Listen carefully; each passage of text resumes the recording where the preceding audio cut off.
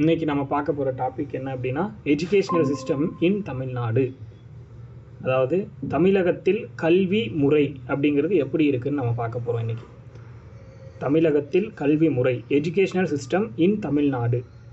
எந்த மாதிரி தமிழ்நாட்டில் கல்விங்கிறது இன்றைக்கி இருக்குது, இது எந்த வகையில் பரிணாமம் அடைஞ்சது அப்படின்ற மாதிரிலாம் நம்ம பார்க்க போகிறோம். அதாவது 1700கள்லையோ 800கள்லையோ கல்வி எப்படி இருந்துச்சு தமிழகத்தில், இப்போ எப்படி இருக்குது, அப்போ எவ்வளோ பேர் கல்வி அறிவோடு இருந்தாங்க, எவ்வளோ பேர் கல்வி அற்றவங்களாக இருந்தாங்க.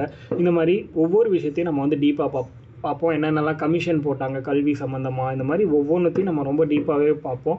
இதுதான் பார்த்திங்கன்னா எஜுகேஷனல் சிஸ்டம் இன் தமிழ்நாடு. அதே மாதிரி இல்லிட்ரஸி அப்படின்னு ஒரு கான்செப்ட் இருக்குது. அதாவது இல்லிட்ரஸி அப்படின்னா என்னென்னா, நம்ம கல்வி அறிவின்மை அல்லது எழுத்தறிவின்மை அப்படின்னு சொல்லலாம். அதுதான் இல்லிட்ரஸி அப்படின்னு நம்ம சொல்கிறோம். எழுத்தறிவின்மை அப்படின்னு சொல்கிறோம். அதாவது ஒருத்தங்களுக்கு 7 வயசுக்கு மேலே படிக்கவோ எழுதவோ ஏதாவது ஒரு லாங்குவேஜில் கூட தெரியல அப்படின்னா அவங்க தான் எழுத்தறிவற்றவர்கள் அப்படின்னு நம்ம சொல்கிறோம். நம்ம இந்தியாவை பொறுத்த வரைக்கும் இதுதான் கான்செப்ட். 7 வயசுக்கு மேலே ஒருத்தங்களுக்கு படிக்கவோ எழுதவோ தெரியலை அப்படின்னா அவங்களாம் எழுத்தறிவற்றவர்கள் அப்படின்னு நம்ம சொல்கிறோம். அப்போ அந்த மாதிரியான பீப்புள்ஸ் எவ்வளோ பர்சன்டேஜ் இருக்காங்க, அதுக்கு என்ன காரணம், ஏன் அவங்க எல்லோரும் எழுத்தறிவற்றவர்களாக இருக்காங்க, இப்படிங்கிறதெல்லாம் நம்ம டீட்டெயிலாக பார்க்க போகிறோம். இது சோஷியல் இஷ்யூ அப்படிங்கிற ஒரு டாபிக் கீழே வந்துடும். நமக்கு 2 டாபிக் கவர் ஆகுது. இப்போது இந்த ஒரு டாப்பிக்கை நம்ம பார்த்தோம்னா என்னது, எஜுகேஷனல் சிஸ்டம் இன் தமிழ்நாடுன்னே ஒரு டாபிக் இருக்குது நமக்கு சிலபஸில், இல்லிட்ரஸின்னே ஒரு டாபிக் இருக்குது. அப்போது 2 டாப்பிக்கும் நம்ம சேர்த்து தான் பார்க்க போகிறோம். கிளியராக? இப்போ இல்லிட்ரஸி அப்படின்னா கல்வி அறிவின்மையை ஒழிக்கிறதுக்காக இந்திய அரசாங்கமும் தமிழ்நாடு அரசாங்கமும் என்ன மாதிரியான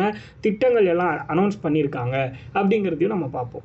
அந்த திட்டங்கள் எப்படி மக்களுக்கு பயனளிக்குது, எவ்வளோ பேர் அதனால் பயனடைஞ்சிருக்காங்க, இந்த மாதிரிலாம் நம்ம ரொம்ப டீப்பாக கொஞ்சம் கொஞ்சமாக பார்ப்போம். ஓகேவா? இப்போது எஜுகேஷ்னல் சிஸ்டம் அப்படின்னு பார்க்கும்போது,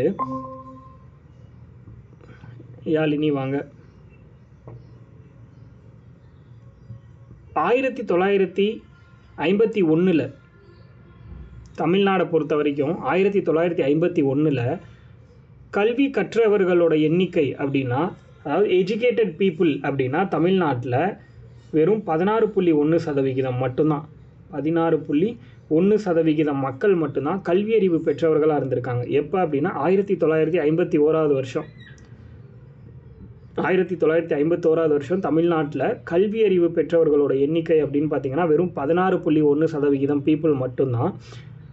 அதே மாதிரி இந்த காலகட்டங்களில் பெண்களுக்கான கல்வி அப்படிங்கிறது புறக்கணிக்கப்பட்டிருக்கு. பெண்களுக்கு கல்வி அறிவு கொடுக்கணும் அப்படிங்கிறது புறக்கணிக்கப்பட்டிருக்குன்னு சொல்கிறாங்க இதே காலகட்டத்தில். ஏன்னா பெண்களுக்கு கல்வி அறிவே கொடுக்கல அப்படிங்கிறத தான் சொல்கிறாங்க. அடுத்தது பார்த்திங்கன்னா எஜுகேஷன் அப்படிங்கிற ஒரு கான்செப்ட், அதாவது கல்விங்கிற ஒரு விஷயம் 1976 வரைக்கும், அதாவது லிஸ்ட்டுன்னு ஒரு கான்செப்ட் இருக்குது இந்தியன் கான்ஸ்டியூஷனில். ஷெட்யூல் அட்டவணை பார்த்திங்கன்னா 7 அப்படிங்கிற இடத்துல ஷெட்யூலில் லிஸ்ட்டுன்னு ஒரு கான்செப்ட் இருக்குது. பட்டியல்னு சொல்லுவோம். அதில் பார்த்திங்கன்னா மத்திய பட்டியல், மாநில பட்டியல், பொதுப்பட்டியல்னு பிரிப்போம். அதாவது state list, central list, concurrent லிஸ்ட்டுன்னு 3ஆக பிரிக்கிறோம்.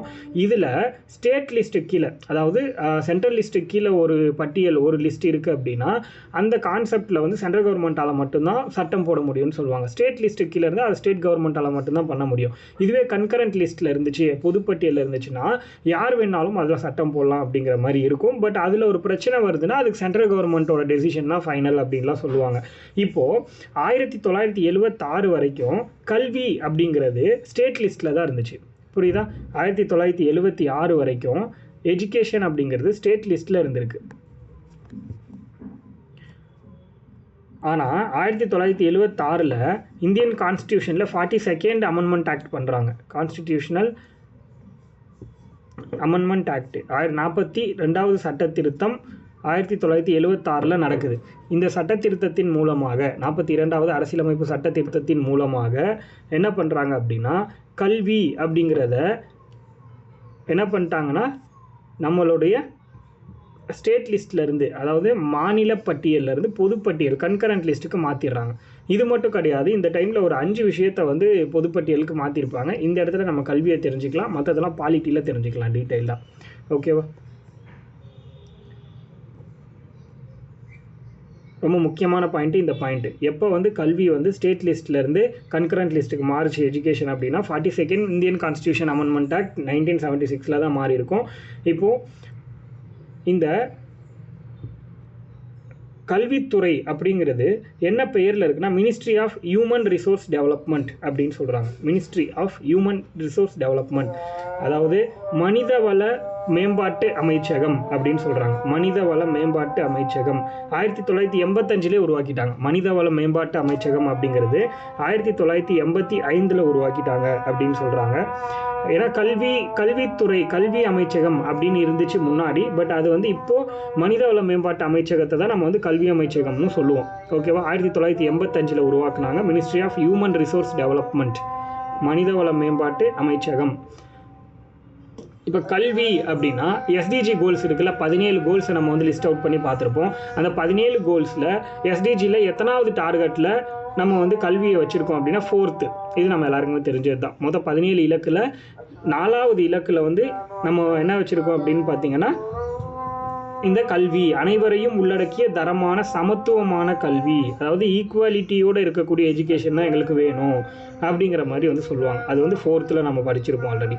அடுத்து பார்த்திங்கன்னா ஒவ்வொரு வருஷமும் செப்டம்பர் 5 நம்ம வந்து டீச்சர்ஸ் டேவாக கொண்டாடுறோம். National teachers day. நம்ம நேஷ்னல் டீச்சர்ஸ் டே மீன்ஸ் தேசிய ஆசிரியர் தினமாக வந்து ஒவ்வொரு ஆண்டும் செப்டம்பர் 5 தேசிய ஆசிரியர் தினமாக கொண்டாடுறோம். National teachers day. யாரோட பிறந்தநாள் அப்படின்னா டாக்டர் சர் ராதாகிருஷ்ணனுடைய பிறந்தநாள். டாக்டர் சர் ராதாகிருஷ்ணன் அவர்களுடைய பிறந்தநாள் தான் அது. டாக்டர் சர் ராதாகிருஷ்ணனோட பிறந்தநாள் தான் நம்ம வந்து என்னவா கொண்டாடிக்கிட்டு இருக்கோம் அப்படின்னா நேஷ்னல் டீச்சர்ஸ் டேவாக கொண்டாடுறோம். அதே மாதிரி வேர்ல்டு டீச்சர்ஸ் டேன்னு எதை செலிப்ரேட் பண்ணுறோன்னா அக்டோபர் 5 வேர்ல்டு டீச்சர்ஸ் டேவாக எதை செலிப்ரேட் பண்ணுறோன்னா அக்டோபர் 5. உலக ஆசிரியர்கள் தினமாக கொண்டாடக்கூடிய நாள் அக்டோபர் 5.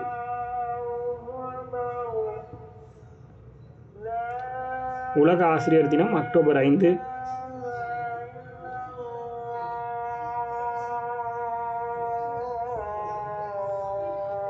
இந்த 2 பாயிண்ட் ரொம்ப முக்கியம். இந்த ராதாகிருஷ்ணன் இருக்கார் இல்லையா, அவரோட பர்த் அப்படின்னா 1888 பிறந்திருக்கார். 1888 பிறந்து 1975 வரைக்கும் வாழ்ந்திருக்கார். 1975 வரைக்குமான காலகட்டம் இவரோட காலகட்டம் அப்படின்னு சொல்கிறாங்க. அவர் வாழ்ந்தது கமெண்ட்டில் இருக்குது பாருங்கள்.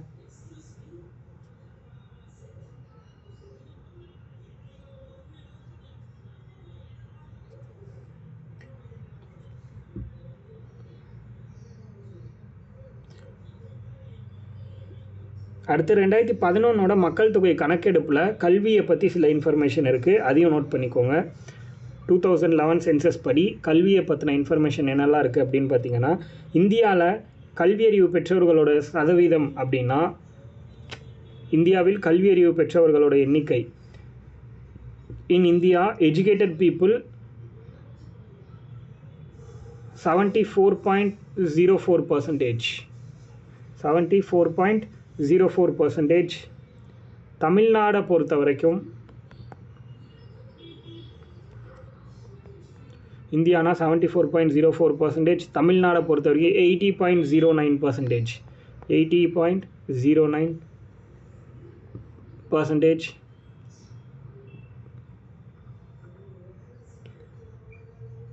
அதே மாதிரி கல்வியில் மேம்பட்ட மாநிலம், கல்வி வளர்ச்சி அதிகமாக இருக்கக்கூடிய மாநிலம் யார் அப்படின்னா, எஜுகேஷன் டெவலப்மெண்ட்டில் கேரளா தான் டாப்பில் இருக்குது.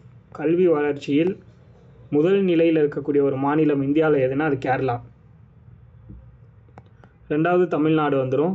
அதே மாதிரி கல்வி வளர்ச்சியில் குறைந்த நிலையில் இருக்கிறது பீகார். சுத்தமாக கல்வி வளர்ச்சியை அடையாத ஒரு மாநிலம்னா பீகார். கல்வி வளர்ச்சி அடைந்த மாநிலம் அப்படின்னா கேரளா.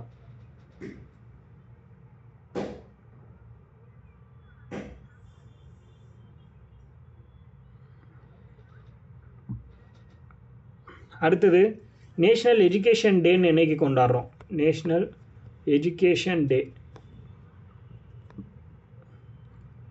நவம்பர் 11 நம்ம கொண்டாடுறோம். நேஷ்னல் எஜுகேஷன் டே, தேசிய கல்வி தினமாக கொண்டாடுறது என்னைக்கு அப்படின்னா நவம்பர் 11.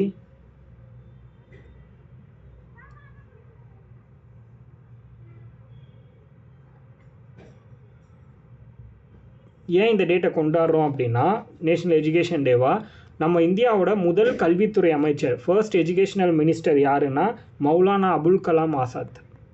மௌலானா அபுல் கலாம் ஆசாத் இவர் தான் வந்து பார்த்திங்கன்னா நம்ம இந்தியாவோட ஃபர்ஸ்ட் எஜுகேஷனல் மினிஸ்டர். அதனால தான் இவரோட பிறந்த நாளை நம்ம வந்து என்னவா கொண்டாடுறோன்னா தேசிய கல்வி தினமாக கொண்டாடுறோம். புரியுதா? மௌலானா அபுல் கலாம் ஆசாத்துடைய பிறந்த நாளை தான் தேசிய கல்வி தினமாக கொண்டாடிக்கிட்டு இருக்கோம் நவம்பர் 11.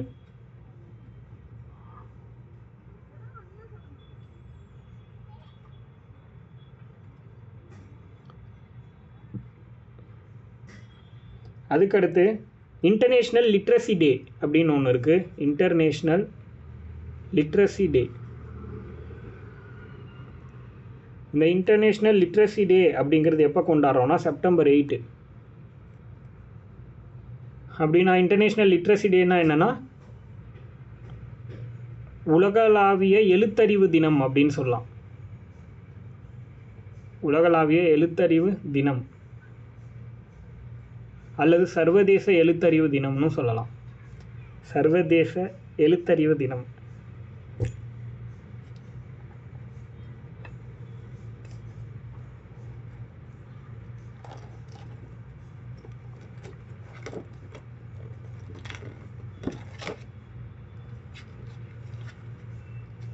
சர்வதேச எழுத்தறிவு தினம் அப்படிங்கிறது செப்டம்பர் 8. இது அனௌன்ஸ் பண்ணது 1967. சர்வதேச எழுத்தறிவு தினம் அப்படிங்கிறது 1967 அனௌன்ஸ் பண்ணியிருக்காங்க. யாருன்னா யுனெஸ்கோவால் அறிமுகப்படுத்தப்பட்டது. யுனெஸ்கோவால் அனௌன்ஸ் பண்ணப்பட்டு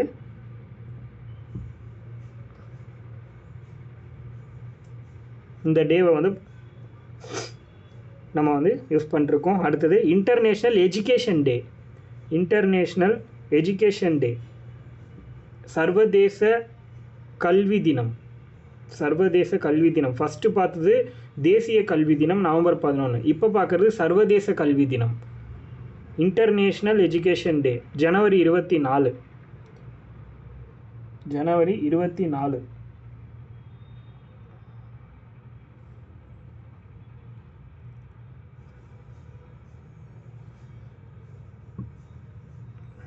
இதை வந்து பார்த்திங்கன்னா 2019 அனௌன்ஸ் பண்ணியிருக்காங்க. 2019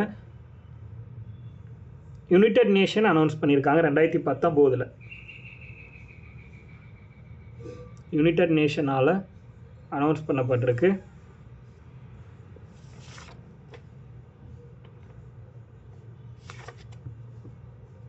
அடுத்தது international education year. International education இயர்னு எதை சொல்கிறோன்னு தெரிஞ்சுக்கோங்க. அதாவது சர்வதேச கல்வி ஆண்டு. சர்வதேச கல்வி ஆண்டு அப்படின்னா அது 1970. சர்வதேச கல்வி ஆண்டு அப்படின்னு எந்த ஆண்டை சொல்கிறோன்னா 1970. சர்வதேச கல்வி ஆண்டுங்கிறது 1970. 1 minute. ஓகேவா? இன்டர்நேஷ்னல் எஜுகேஷன் இயர் எழுதிட்டிங்களா? சர்வதேச கல்வி ஆண்டு 1970வது வருஷத்தை சர்வதேச கல்வி ஆண்டுன்னு நம்ம கொண்டாடிக்கிட்டு இருக்கோம். இது அறிமுகப்படுத்தினது பார்த்திங்கன்னா UN, யுனைடெட் நேஷன், அதாவது ஐநா சபைன்னு சொல்கிறோம் இல்லையா, அவங்க தான்.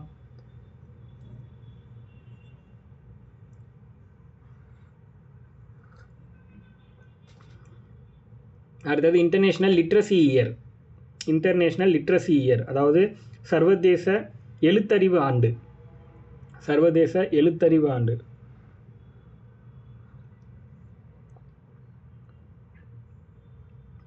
சர்வதேச எழுத்தறிவு ஆண்டு எப்போன்னா 1990.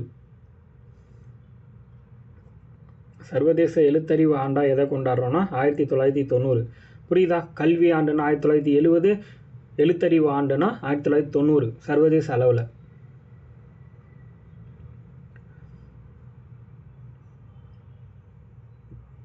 அதுக்கடுத்து ஈஸ்ட் இந்தியன் கம்பெனி ரூலிங்கில் இருந்தாங்க இல்லையா?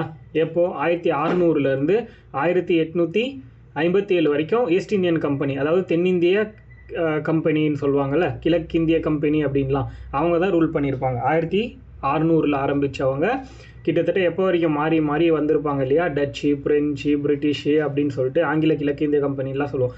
இவங்க 1857 வரைக்கும் ரூல் பண்ணாங்க. அதுக்கப்புறம் அந்த பெருங்கிளர்ச்சின்னு சொல்லுவோம் இல்லையா, கிரேட் ரிபெலியன், அந்த 1857க்கு அப்புறம் 58லேருந்து டேரெக்டாக விக்டோரியா மகாராணியோட கைக்கு நம்ம இந்தியன் கவர்மெண்ட்டோட ரூலிங் வந்து போயிடுச்சு. கரெக்டாக? அப்போது ரெண்டாக பிரித்து பார்க்குறோம் நம்ம. ஈஸ்ட் இந்தியன் கம்பெனியோட காலகட்டத்தில் கல்வி வளர்ச்சி எப்படி இருந்துச்சு, அதே மாதிரி விக்டோரியா மகாராணியோடைய ரூலிங்கில் எப்படி இருந்துச்சு அப்படின்னு ரெண்டாக பிரிக்கிறோம். ஃபர்ஸ்ட் வந்து ஈஸ்ட் இந்தியன் கம்பெனின்னு போட்டுக்கோங்க. கிழக்கிந்திய கம்பெனியின் கீழ் தமிழக கல்வி வளர்ச்சி அப்படின்னு போடுங்க, அல்லது இந்தியாவில் கல்வி வளர்ச்சின்னு போட்டுக்கோங்க. காமனாக தான் நம்ம பார்க்க போகிறோம். கிழக்கிந்திய கம்பெனியின் கீழ், கிழக்கிந்திய கம்பெனியின் ஆட்சியின் கீழ் இந்தியாவில் கல்வி வளர்ச்சி, அதாவது ஈஸ்ட் இந்தியன் கம்பெனி கீழே இருக்கும்போது நம்ம வந்து எப்படி டெவலப் பண்ணோம் எஜுகேஷனை அப்படிங்கிற மாதிரி.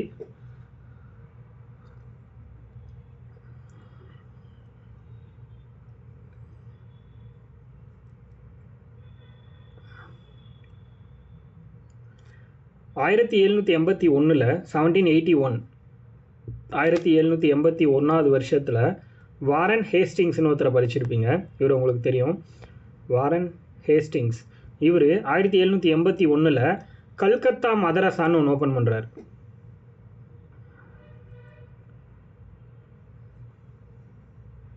கல்கத்தா மதரசா அப்படின்னு ஒன்று ஓப்பன் பண்ணுறாரு. கல்கத்தாவில் தான் கல்கத்தா மதரசாங்கிற பேரில் ஒரு கல்வி நிறுவனத்தை தொடங்கி வைக்கிறார். 1781 வாரன் ஹேஸ்டிங்ஸ் அப்படிங்கிறவர் கல்கத்தாவில் கல்கத்தா மதரசா அப்படின்னு ஒரு கல்வி நிறுவனத்தை தொடங்குறாரு. இந்த கல்கத்தா மதரசாங்கிறது என்ன அப்படின்னா, முஸ்லீம் உயர்கல்வி மையம் அப்படின்னு சொல்கிறாங்க. அதாவது முஸ்லீம் ஹையர் எஜுகேஷன் சென்டர், முஸ்லீம் ஹையர் எஜுகேஷனல் சென்டர் அப்படின்னு சொல்கிறாங்க.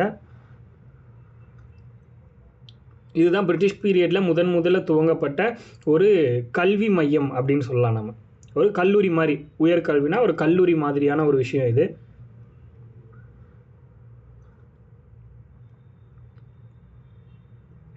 அடுத்தது 1791 ஜோனத்தான் டங்கன் அப்படின்னு ஒருத்தர், ஜோனத்தான்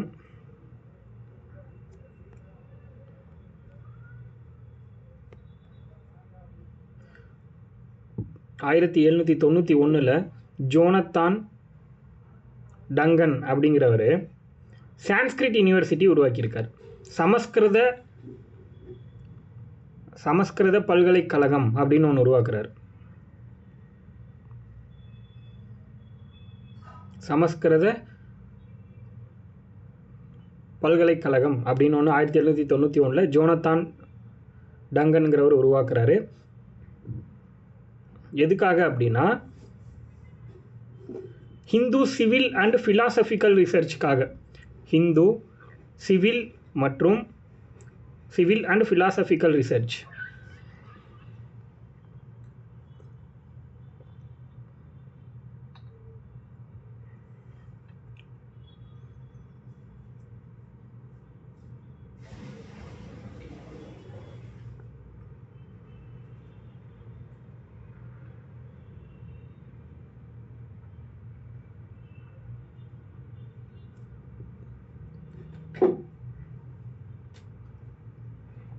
அதாவது இந்து சிவில் மற்றும் தத்துவ ஆராய்ச்சி அப்படின்னு கூட போட்டுக்கோங்க தமிழில். இந்து சிவில் மற்றும் அல்லது இந்து பொது மற்றும் தத்துவ ஆராய்ச்சிக்கான ஒரு பல்கலைக்கழகம்.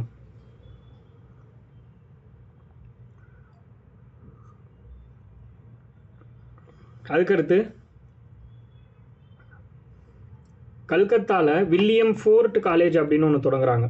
வில்லியம் கோட்டை கல்லூரி, வில்லியம் கோட்டை கல்லூரி, வில்லியம் ஃபோர்ட் காலேஜ் 1800 வருஷம். இந்த வில்லியம் ஃபோர்ட் காலேஜ், வில்லியம் கோட்டை கல்லூரி அப்படிங்கிறது எதுக்காக தொடங்குறாங்கன்னா, to provide training for government employees. புரியுதா? To provide training for government employees, அரசாங்க ஊழியர்களுக்கு பயிற்சி வழங்குவதற்காக துவங்கப்பட்டது தான் இந்த வில்லியம் ஃபோர்ட் காலேஜ் அப்படின்னு சொல்கிறாங்க. வில்லியம் கோட்டை கல்லூரிங்கிறது அரசாங்க ஊழியர்களுக்கு பயிற்சி வழங்குவதற்காக துவங்கப்பட்ட ஒரு கல்லூரி.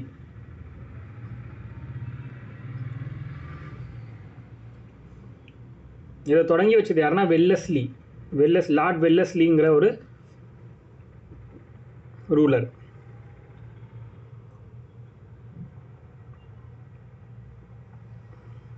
லார்ட் வெல்லஸ்லி பிரபு அப்படிங்கிறவர் தொடங்கி வச்சிருப்பாரு. அடுத்தது சில சட்டங்கள் பற்றி நம்ம பாலிட்டியில் படிப்போம். அதில் இங்கே எஜுகேஷன் சம்மந்தமாக ஒரு சட்டம் வருது, அதை மட்டும் இங்கே பார்க்கலாம். என்னென்னா 1813 1813 வருஷத்தில் சார்ட்டர் ஆக்ட் அப்படின்னு ஒன்று போடுறாங்க. கேள்விப்பட்டிருப்பீங்க, ஆல்ரெடி படித்தவங்க தெரிஞ்சு வச்சுருப்பீங்க. சார்ட்டர் ஆக்ட் 1813 வருஷத்தில் சார்ட்டர் ஆக்ட் அப்படின்னு ஒன்று போடுறாங்க.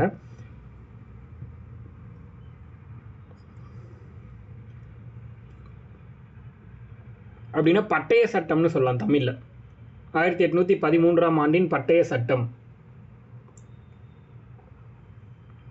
இது எதுக்காக போடுறாங்க அப்படின்னா, பிரிட்டிஷ் பாராளுமன்றத்தில் British parliament governor general council, அதாவது ஆளுநர் ஜெனரல் கவுன்சில் என்ன பண்ணுறாங்க அப்படின்னா, பிரிட்டிஷ் பார்லிமெண்ட்டில் இருக்கக்கூடிய ஆளுநர் ஜெனரல் கவுன்சில் 1 லட்சம் ரூபாய் நிதியை இந்தியர்களுடைய கல்வி வளர்ச்சிக்காக ஒதுக்குறாங்க. இந்தியர்களோட கல்வி வளர்ச்சிக்காக, இந்தியன்ஸோட எஜுகேஷன் டெவலப்மெண்ட்டுக்காக 1 லட்சம் ரூபாயை ஒவ்வொரு ஆண்டும் ஒதுக்கணும் அப்படின்னு சொல்லிட்டு ஒரு சட்டம் போடுறாங்க. அதுதான் பார்த்திங்கன்னா 1813 சார்ட்டர் ஆக்ட். இதை கேட்பாங்க டைரெக்டாக, சிங்கிள் லைன் கொஷினாக கூட கேட்கலாம். எந்த சார்ட்டர் ஆக்டுக்கு கீழே 1 லட்சம் ரூபாய் நிதி அப்படிங்கிறது இந்தியன் எஜுகேஷன் டெவலப்மெண்ட்டுக்காக ஒதுக்குனாங்க பிரிட்டிஷ் பார்லிமெண்ட்னு கேட்டாங்கன்னா 1813 சார்ட்டர் ஆக்ட் அப்படின்னு எழுத தெரியணும். புரியுதா?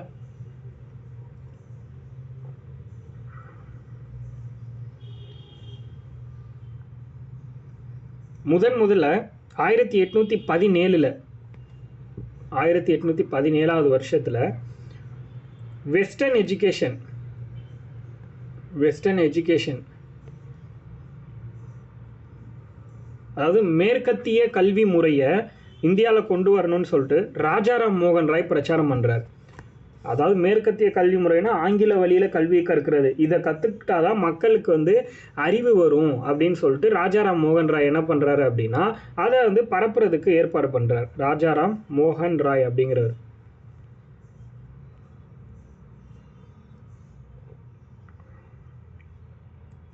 இதை வெஸ்டர்ன் எஜுகேஷனை பரப்புறதுக்காக கல்கத்தா காலேஜ் அப்படின்னு ஒன்று உருவாக்குறாங்க. 1817 கல்கத்தா காலேஜ் அப்படின்னு உருவாக்குறாங்க. இந்த வெஸ்டர்ன் எஜுகேஷன் மேற்கத்திய கல்வி முறையை பரப்புறதுக்காக.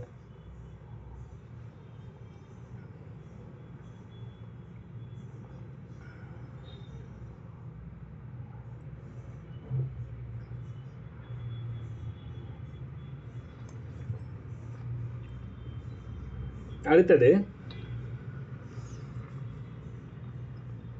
மெக்காலே பிரபுவின் கல்விக் கொள்கை. லார்ட்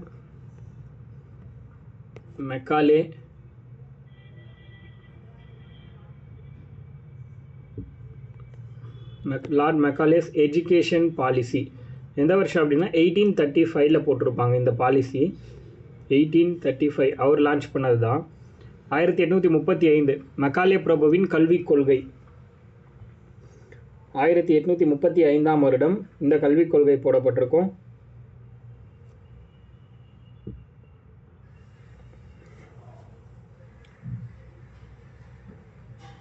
இந்த கல்விக் கொள்கையை தான் என்ன சொல்கிறாங்க அப்படின்னா மினிட்ஸ் ஆன் இந்தியன் எஜுகேஷன் அப்படின்னு சொல்கிறாங்க. மினிட்ஸ் ஆன் இந்தியன் எஜுகேஷன், இந்திய கல்வியின் நிமிடங்கள் அப்படின்னு சொல்கிறாங்க.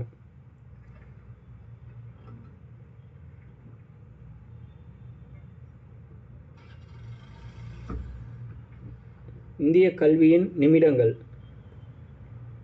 அல்லது அத்தியாயங்கள் அப்படின்னு கூட சொல்லலாம்.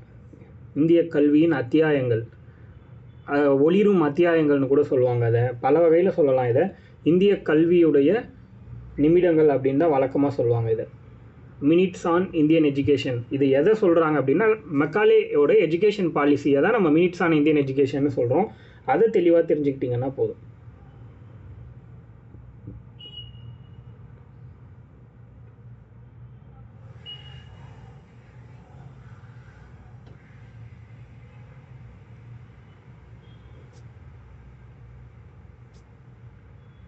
ஓகேவா? அடுத்தது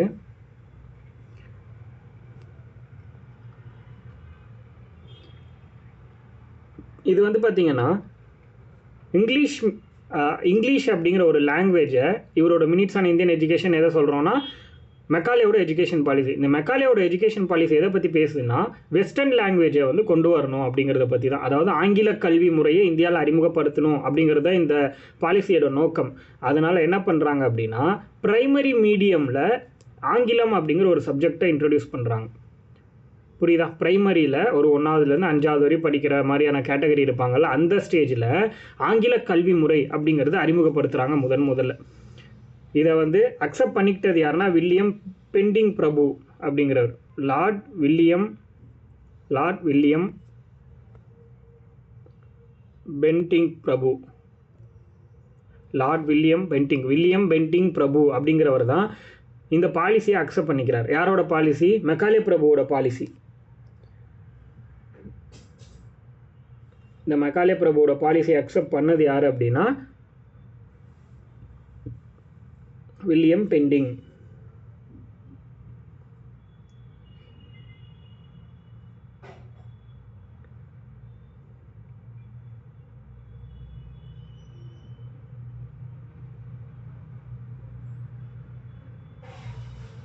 அடுத்தது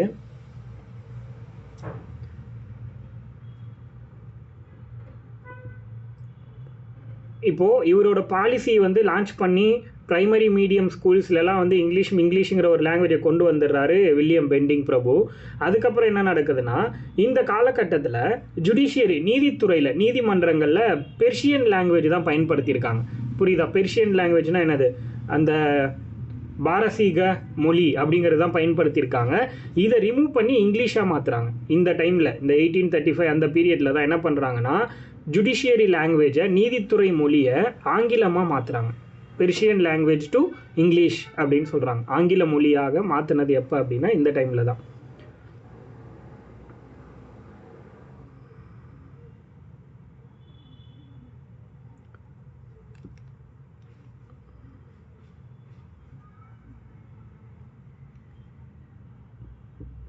அதுக்கடுத்து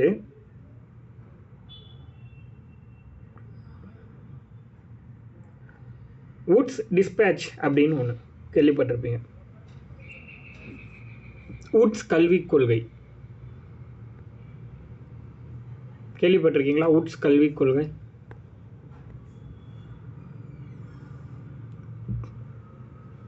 வுட்ஸ் டிஸ்பேட்ச் அப்படிங்கிறது Magna Carta of English education in India அப்படின்னு சொல்கிறாங்க. இந்தியாவில் ஆங்கில கல்வியின் மகா சாசனம் அப்படின்னு சொல்கிறாங்க. இந்தியாவில் ஆங்கில கல்வியின் மகா சாசனம் என அழைக்கப்படுவது எது அப்படின்னு கேட்டாங்கன்னா வுட்ஸ் கல்விக் கொள்கை அப்படிங்கிறது தெரியணும். வுட்ஸ் கல்வி அறிக்கை. இந்தியாவில் ஆங்கில கல்வியின் மகா சாசனம் என அழைக்கப்படுவது எது அப்படின்னு கேட்பாங்க. அப்படி கேட்டாங்கன்னா வுட்ஸ் கல்வி அறிக்கை அப்படிங்கிறது தெரியணும் உங்களுக்கு. புரியுதா? Magna Carta of English education in India. Magna கர்த்தாவோட ஸ்பெல்லிங் வேணால் போடுறேன், நோட் பண்ணிக்கோங்க. Magna Carta of English education in India அப்படின்னு எதை சொல்கிறோன்னா வுட்ஸ் டிஸ்பேட்ச் தான் நம்ம சொல்கிறோம். இது வந்து 1854 வந்து இந்த வுட்ஸ் டிஸ்பேட்ச் அப்படிங்கிறது வந்திருக்கும். 1854 தான் வுட்ஸ் கல்வி அறிக்கை அப்படிங்கிறது வெளியிடப்படுது. 1854.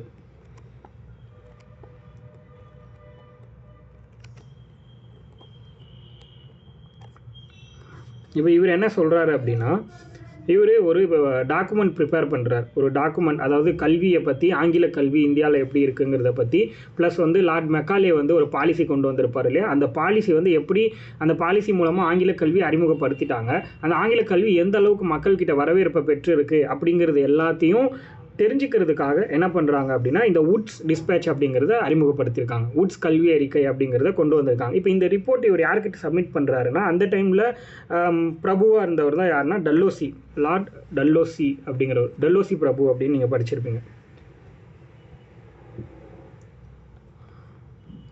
லார்ட் டல்லௌசி இவர்கிட்ட வந்து சப்மிட் பண்ணுறாரு இவரோட ரிப்போர்ட்டை.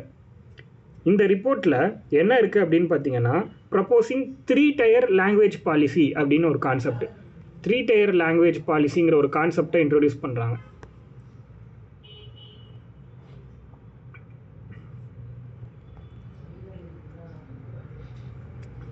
அதாவது 3 மொழிகளை கற்றுக்கணும் அப்படிங்கிற கான்செப்ட். அவங்களோட தாய்மொழி, ஆங்கிலம், அது கூட இன்னொரு மொழி ஏதாவது. 3 tier லாங்குவேஜ் பாலிசி இதை வந்து கொண்டு வரணும் இந்தியாவில் அப்படின்னு சொல்லிட்டு இவர் வந்து என்ன சொல்ல வுட்ஸ் டிஸ்பேட்சில் சொல்லியிருக்காரு. ஒரு ப்ரப்போசலாக கொடுத்துருக்காரு.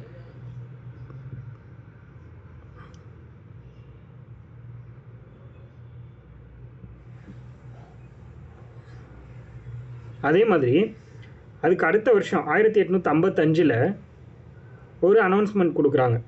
என்ன அப்படின்னா, எஜுகேஷன் செக்டாரில் கல்வித்துறையில் ப்ரைவேட் பார்ட்டிசிபேஷன் பண்ணுறதுக்காக, ப்ரைவேட் ஆர்கனைசேஷன்ஸ் எல்லாம் கல்வித்துறையில் முதலீடு பண்ணணுங்கிறதுக்காக அவங்களுக்கு ஸ்காலர்ஷிப் ப்ரொவைட் பண்ணுங்கன்ற மாதிரி ஒரு கான்செப்ட் சொல்கிறாங்க.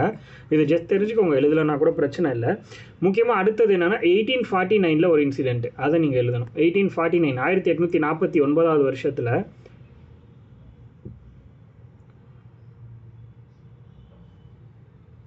பெத்துன் ஸ்கூல் அப்படின்னு ஒருத்தர் பெத்துன் ஸ்கூல் அப்படின்னு ஒன்று ஸ்டார்ட் பண்ணுறாங்க. அது ஸ்டார்ட் பண்ண ஒரு பேரே பெத்துன் தான். அதை பற்றி நான் சொல்கிறேன். பெத்துன் ஸ்கூல்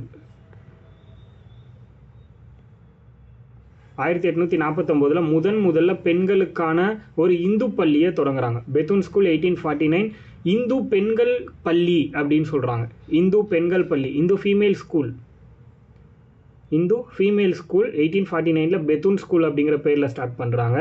இதை வந்து ஸ்டார்ட் பண்ணது யாருன்னா ஜேஇடி பெத்துன் அப்படின்னு சொல்கிறாங்க. அவரோட பேர் ஜேஇடி பெத்துன்.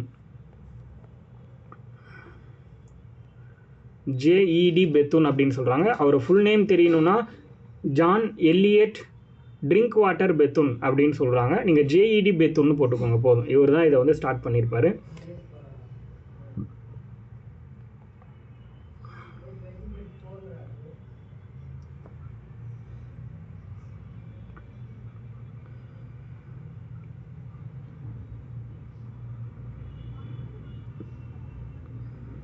அடுத்தது பூசா இன்ஸ்டிடியூட் அப்படின்னு ஒன்று இருக்குது. கேள்விப்பட்டிருக்கீங்களான்னு தெரியல.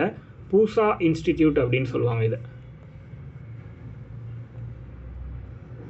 பூசா இன்ஸ்டிடியூட் அப்படின்னா என்னென்னா, Indian agricultural research institute. Indian agricultural research institute, அதாவது இந்திய வேளாண்மை ஆராய்ச்சி நிறுவனம் அப்படின்னு சொல்லலாம். இந்திய வேளாண்மை ஆராய்ச்சி நிறுவனம், இதை தான் பூசா இன்ஸ்டியூட்னு சொல்லலாம். இந்த 2 பேரும் ஒரே நிறுவனத்தை தான் குறிக்குது. பூசா இன்ஸ்டியூட்னாலும் இந்தியன் அக்ரிகல்ச்சரல் ரிசர்ச் இன்ஸ்டியூட்னாலும் ஒன்று தான். ஆக்சுவலி இது வந்து பீகாரில் பூசாங்கிற பிளேஸில் தொடங்கினதுனால இதுக்கு வந்து முதல்ல இதுக்கு பேர் வந்து பூசா இன்ஸ்டியூட் அப்படின்னு பேர் வந்துச்சு. புரியுதா? அப்போ இதோட கேபிட்டல் இது எங்கே இருக்குன்னா பீகாரில் இருக்குது. பூசா இன்ஸ்டியூட் அப்படிங்கிறது எங்கே இருக்குன்னா பீகாரில் இருக்குது. பூசான்னு சொல்லலாம், இந்தியன் அக்ரிகல்ச்சரல் ரிசர்ச் இன்ஸ்டியூட் அப்படின்னு சொல்லலாம். இதை ஸ்டார்ட் பண்ணது எப்போனா April 1, ஸ்டார்ட் பண்ண டேட்டு April 1, 1905 பீகாரில் ஸ்டார்ட் பண்ணியிருக்காங்க.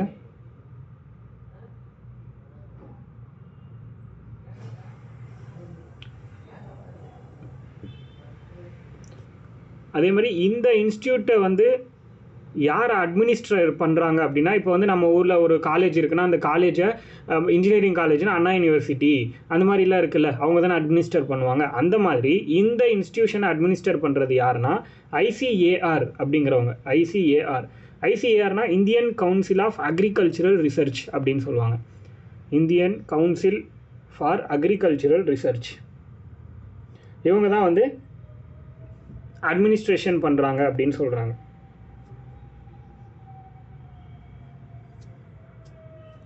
ICAR.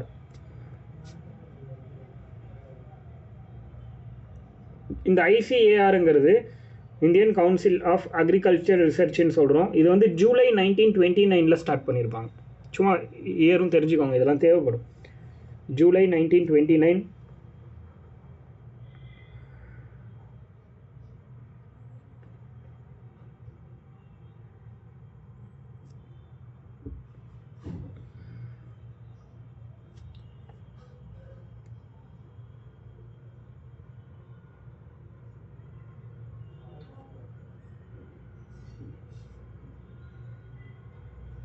அடுத்தது ஆக்சுவலி இது வந்து பார்த்தீங்கன்னா 1953 தான் இந்த நேம் வந்திருக்கு. இந்தியன் கவுன்சில் ஆஃப் அக்ரிகல்ச்சரல் ரிசர்ச்சுங்கிற பேர் 1929 வரல, 1953 தான் அந்த நேம் வந்திருக்கு. பட் அதுக்கு முன்னாடி இதுக்கு என்ன பேர்னா imperial council of agricultural research அப்படின்னு இருந்துச்சு. Imperial council of agricultural research, imperial council of agricultural research அப்படின்னு இருந்துச்சு. அது பின்னாடி வந்து நேம் சேஞ்ச் பண்ணியிருக்காங்க.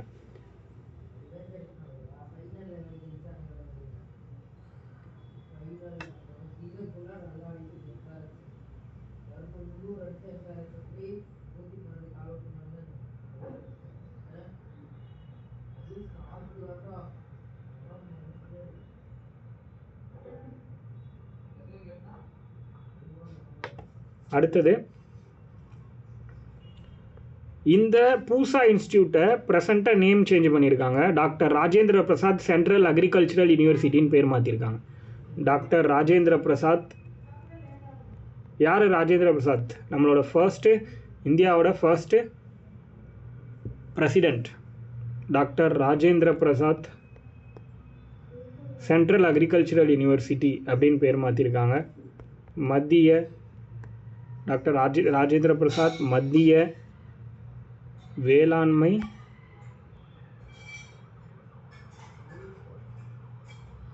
பல்கலைக்கழகம்.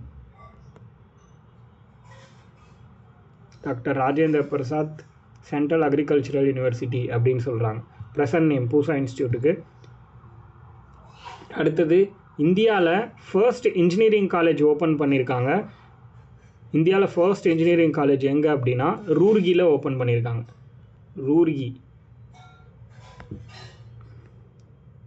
ரூர்கி காலேஜ் அப்படின்னு சொல்கிறாங்க. காலேஜ் பேரே ரூர்கி காலேஜ். இந்தியாவோட first engineering college Roorkee college 1847 open பண்ணியிருக்காங்க. 1847 ரூர்கி காலேஜ் அப்படின்னு ஒன்று ஸ்டார்ட் பண்ணியிருக்காங்க. இதுதான் இந்தியாவோட ஃபர்ஸ்ட் இன்ஜினியரிங் காலேஜ். ப்ரெசண்ட்டாக இது வந்து ஐஐடியாக மாறிடுச்சு. காலேஜாக ஸ்டார்ட் பண்ணி அதுக்கப்புறம் அது வந்து பார்த்திங்கன்னா ஒரு யூனிவர்சிட்டியாக மாறி அதுக்கப்புறம் இப்போ ஐஐடியாகவே மாறிடுச்சு. இந்தியன் இன்ஸ்டியூட் ஆஃப் டெக்னாலஜியாக மாறிடுச்சு. ஐஐடி ரூர்கி அப்படின்னு சொல்கிறாங்க. ஐஐடி ரூர்கி 2001 ஐஐடி ரூர்கிங்கிற மாதிரி மாறிடுச்சின்னு சொல்கிறாங்க. ஸோ அப்போ இது ஐஐடியாக மாறிடுச்சு அப்படின்னா இதில் சீட்டு வாங்குறது அவ்வளோ கஷ்டமான ஒரு விஷயம். காலேஜாக தொடங்கினது 1847, இப்போ வந்து ஒரு ஐஐடியாக மாறி இருக்கு அப்படின்னு சொல்கிறாங்க. அதுக்கடுத்து இங்கிலாந்து ராணியோடைய ஆட்சி காலத்தில் எப்படிலாம் இருந்துச்சுன்னு பார்ப்போம். இவ்வளோ நேரம் பார்த்தது ஈஸ்ட் இந்தியன் கம்பெனி இல்லையா, அதாவது 1857 வரைக்கும் 1857 வரைக்கும் நடந்த இன்சிடென்ட்ஸ் எல்லாம் நம்ம வந்து பார்த்தோம். இதுக்கப்புறம் பார்க்குறது 1858 இங்கிலாந்து குவீனோட ரூலிங்கில் என்னெல்லாம் சேஞ்சஸ் நடந்துச்சு அப்படின்னு பார்ப்போம்.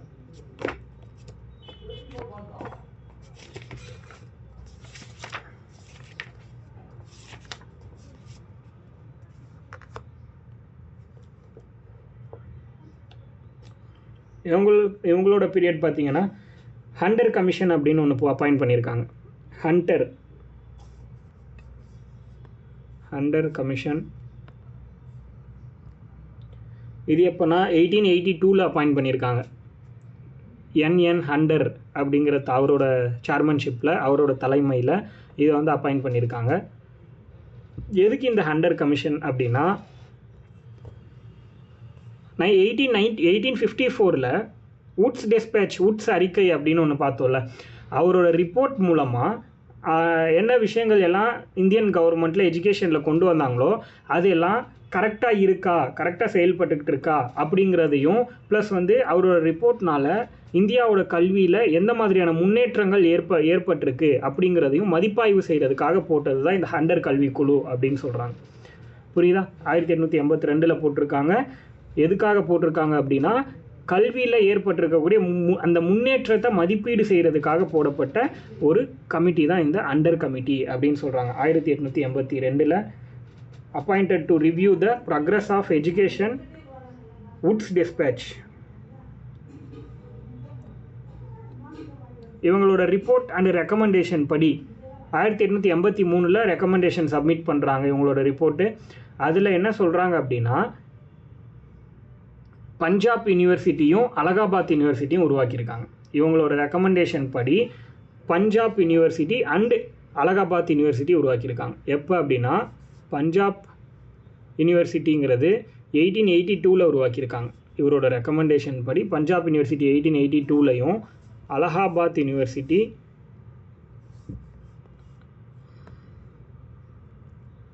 அலகாபாத் யூனிவர்சிட்டி வந்து பார்த்திங்கன்னா 1887 உருவாக்கியிருக்காங்க.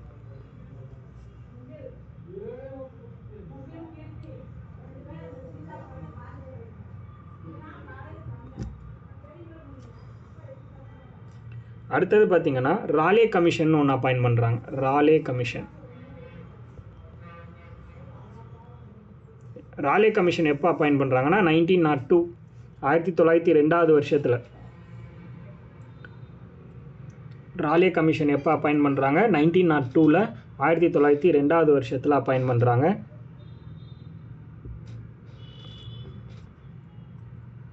இதை யார் அப்பாயிண்ட் பண்ணுறான்னா, லார்ட் கர்சன். இதை அப்பாயிண்ட் பண்ணது யார் அப்படின்னா லார்ட் கர்சன் பிரபுன்னு நம்ம படிச்சிருப்போம். இதை அப்பாயிண்ட் பண்ணது யார் அப்படின்னா லார்ட் கர்சன் சொல்லக்கூடிய கர்சன் பிரபு.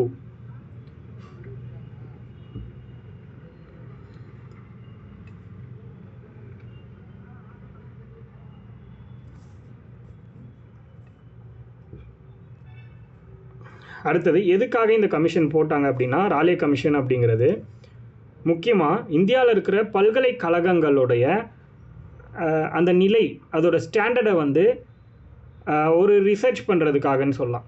அது வந்து எப்படி ரன் ஆகிட்டுருக்கு அப்படிங்கிறத தெரிஞ்சுக்கிறதுக்காக இந்த கமிட்டி போட்டிருக்காங்க. இந்தியாவில் இருக்கிற யூனிவர்சிட்டியோட ஸ்டாண்டர்டை பற்றி செக் பண்ணுறதுக்காக, அதை பற்றி ஆராய்கிறதுக்காக இந்த கமிட்டி போட்டிருக்காங்கன்னு சொல்கிறாங்க. அதே மாதிரி யூனிவர்சிட்டியோடைய டெவலப்மெண்ட்டுக்கு என்னெல்லாம் நம்ம வந்து பண்ணலாம் அப்படிங்கிறத ரெக்கமெண்ட் பண்ணுறதுக்காகவும் இந்த கமிட்டி போட்டிருக்கிறதா சொல்கிறாங்க. புரியுதா? இந்த கமிட்டி போட்டதுக்கான ரீசன் இதெல்லாம் தான்.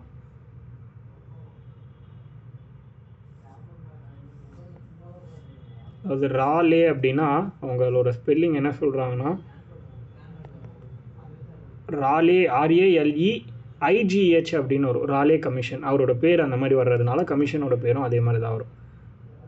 ஸோ ராலே கமிஷன் எப்போ போடுறாங்க? 1902 கர்சன் பிரபு, லார்ட் கர்சனுங்கிறவர் போடுறாரு. அதே மாதிரி இது எதுக்காகனா, இந்தியாவில் இருக்கிற யூனிவர்சிட்டிஸ் எல்லாத்தையும் ஆராய்கிறதுக்காக போட்டிருக்காங்கன்னு சொல்கிறாங்க.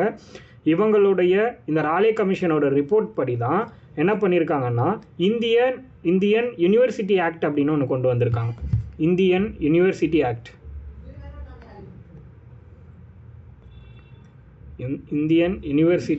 1904. இந்திய பல்கலைக்கழக சட்டம் 1904.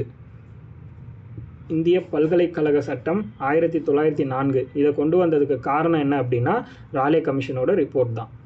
அவங்க ரிப்போர்ட்னால தான் இந்தியன் யூனிவர்சிட்டி ஆக்ட், இந்திய பல்கலைக்கழக சட்டம் அப்படிங்கிறது 1904 கொண்டு வரப்பட்டிருக்கு. இப்போது இந்த இந்திய பல்கலைக்கழக சட்டம் 1904 என்ன சொல்லுது? அதாவது யூனிவர்சிட்டிஸ் அப்படிங்கிறது என்ன பண்ணணும், அதாவது எஜுகேஷனுக்கும் ரிசர்ச்சுக்கும் தேவையான அதிகமான இன்ஃபர்மேஷன்ஸை வந்து அவங்க ஃபைண்ட் அவுட் பண்ணணும். ப்ளஸ் அதில் ரொம்ப அதிகமான கவனம் செலுத்தணும் அப்படின்லாம் சொல்கிறாங்க. இப்போ வந்து ஒரு புதுசாக பாடத்திட்டத்தை உருவாக்கணும் அப்படின்னா அதையும் இவங்க தான் வந்து பார்த்துக்கணும். ஏதாவது ஒரு ரிசர்ச் வித்தியாசமாக கல்வி சம்மந்தமான ரிசர்ச் பண்ணுற எல்லாமே இவங்க தான் பார்த்துக்கணும் அப்படின்னு சொல்கிறாங்க. அதே மாதிரி ஒரு பல்கலைக்கழகம், ஒரு யூனிவர்சிட்டியில் எவ்வளோ வந்து டீச்சர்ஸ் இருக்கணும், அதை வந்து நிர்ணயிக்கிறதும் சரி. ப்ளஸ் வந்து எவ்வளோ காலத்துக்கு இவங்க இருக்கணும், எவ்வளோ வந்து இவங்களோட ரிட்டையர்மெண்ட் ஏஜ், இந்த மாதிரி ஒவ்வொரு விஷயத்தையும் இவங்க தான் வந்து பார்த்துக்கணும் அப்படின்னு அப்படின்ற மாதிரி சொல்கிறாங்க. அதுக்கடுத்து இப்போ வந்து ஹையர் எஜுகேஷன், தட் மீன்ஸ் என்னென்னா டிகிரி காலேஜ்லாம் படிக்கிறாங்க இல்லையா, அந்த மாதிரியான ஹையர் எஜுகேஷனோட முன்னேற்றத்துக்கு டெவலப் பண்ணுறதுக்காக ஒவ்வொரு 5 ஆண்டுகளுக்கும் 5 லட்சம் ரூபாயை ஒதுக்கணும் அப்படின்ற மாதிரியும் சொல்லியிருக்காங்க அந்த சட்டத்துக்கு கீழே. இதெல்லாம் அப்போ நடந்தது. ஓகேவா. அதுக்கு அடுத்தது சாட்லர் யூனிவர்சிட்டி கமிட்டி அப்படின்னு ஒன்று. சாட்லர் கமிட்டி இது ரொம்ப முக்கியமான ஒன்று தான்.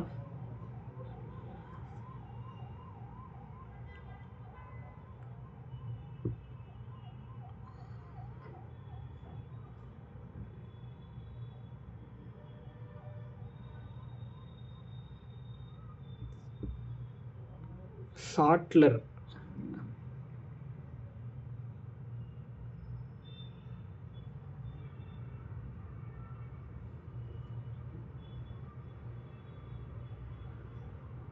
சாட்லர் யூனிவர்சிட்டி கமிட்டி அப்படின்னு ஒன்று போட்டிருக்காங்க. 1917 போட்டிருக்காங்க. Sadler means SADLER.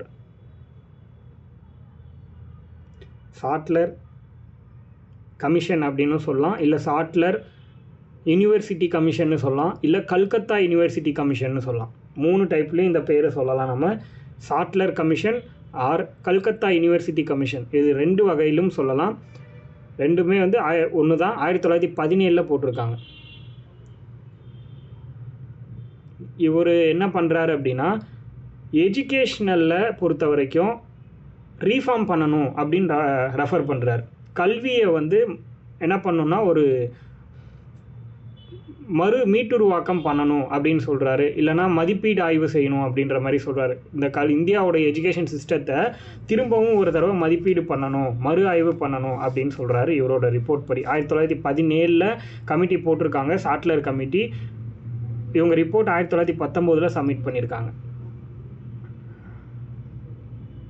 அதாவது ஸ்கூல் எஜுகேஷன்லேருந்து நம்ம வந்து யூனிவர்சிட்டி லெவல் எஜுகேஷன் வரைக்கும் எல்லாத்தையுமே வந்து திரும்பவும் ஒரு ஒரு ரீஃபார்ம் அப்படிங்கிறது கொண்டு வரணும் அப்படின்னு சொல்கிறார் இவர். இவரோட ரிப்போர்ட் படி தான் என்ன பண்ணியிருக்காங்கன்னா, கிட்டத்தட்ட இந்தியாவில் ஒரு 7 யூனிவர்சிட்டியும் புதுசாக உருவாக்கியிருக்கிறதா சொல்கிறாங்க.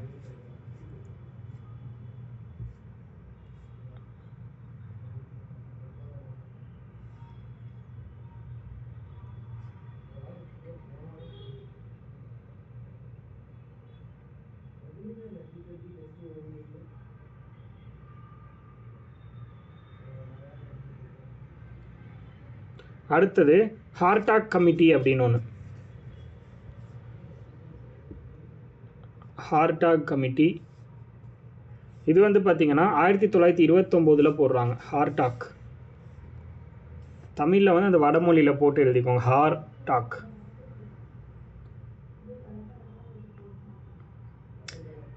இது எதுக்காக போடுறாங்கன்னா, எஜுகேஷன் டெவலப்மெண்ட் எந்த மாதிரி இருக்குது, கல்வியோட வளர்ச்சி இந்தியாவில் எந்த மாதிரி இருக்குங்கிறத ரிசர்ச் பண்ணி ரிப்போர்ட் சப்மிட் பண்ண சொல்லி கேட்டிருக்காங்க. அதுக்காக இதை வந்து போட்டிருக்காங்க இந்த கமிட்டி. எஜுகேஷன் டெவலப்மெண்ட் அப்படிங்கிறது எப்படி இருக்குங்கிறத பார்த்து ஒரு ரிப்போர்ட் சப்மிட் பண்ண சொல்லி கேட்டிருக்காங்க. அதுக்காக வந்து ஹார்டாக் கமிட்டி அப்படிங்கிறது போடுறாங்க.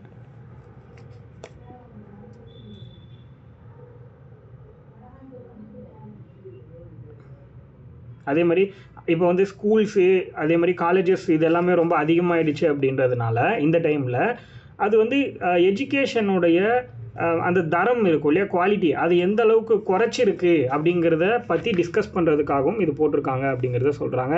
ப்ளஸ் வந்து ஒரு எஜுகேஷனை எப்படிலாம் டெவலப் பண்ணலாம் இதுக்கப்புறம் அப்படிங்கிறதையும் வந்து இதில் டிஸ்கஸ் பண்ணியிருக்கிறதாக சொல்கிறாங்க நமக்கு.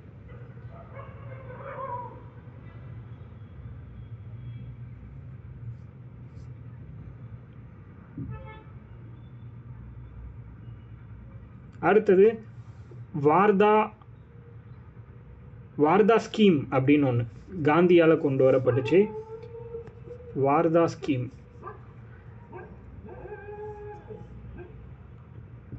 1937 வார்தா ஸ்கீம் அப்படின்னு ஒன்று.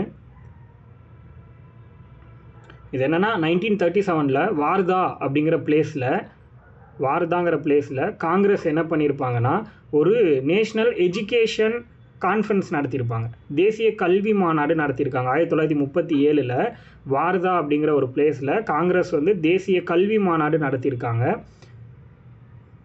அந்த மாநாட்டில் சில தீர்மானங்கள் நிறைவேற்றப்பட்டிருக்கு.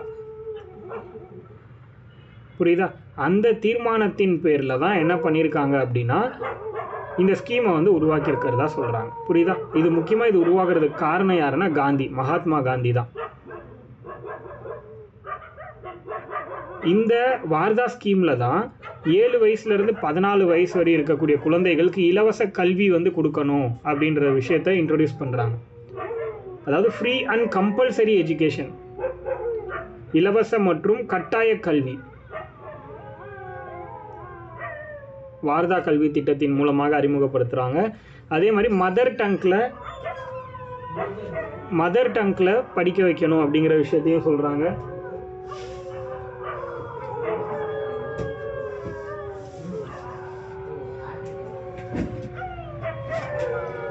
இது எல்லாமே இந்த வார்தா அப்படின்னு சொல்லக்கூடிய ஒரு ஸ்கீம் மூலமாக உருவானது.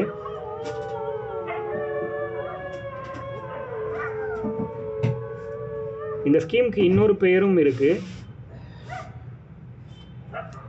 நை தலீம் அப்படின்னு ஒரு பேர் இருக்குது இந்த ஸ்கீமுக்கு. நை தலீம் குழந்தைங்களுக்கு வந்து அவங்களோட தாய்மொழியிலேயே கல்வி கற்பிக்கப்படணும் அப்படிங்கிறது காந்தியோட ஒரு முக்கியமான கருத்து இந்த ஸ்கீமுக்கு கீழே.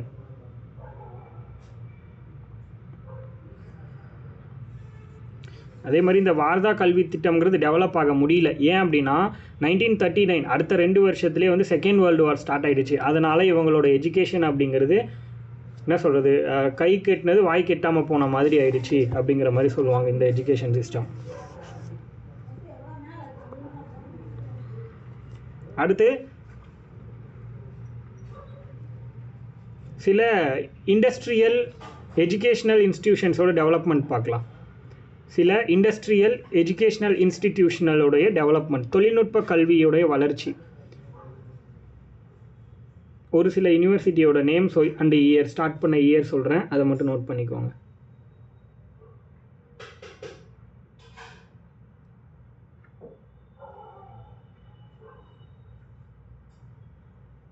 ஃபர்ஸ்ட் வந்து பார்த்தீங்கன்னா Calcutta medical college. Calcutta medical college 1835 start பண்ணியிருக்காங்க. கல்கத்தா மெடிக்கல் காலேஜ் அப்படிங்கிறது 1835. கல்கத்தா மருத்துவக் கல்லூரி 1835. கல்கத்தா மருத்துவக் கல்லூரி 1835. ரூர்கி என்ஜினியரிங் காலேஜ் 1847, அது ஆல்ரெடி உங்களுக்கு தெரியும். ரூர்கி என்ஜினியரிங் காலேஜ் வந்து 1847. அடுத்து Calcutta engineering college 1856. Calcutta engineering college 1856.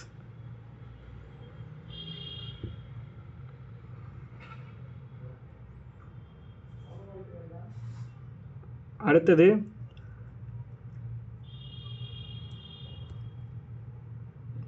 கிண்டி இன்ஜினியரிங் காலேஜ் 1862. கிண்டி இன்ஜினியரிங் காலேஜ் அப்படிங்கிறது 1862.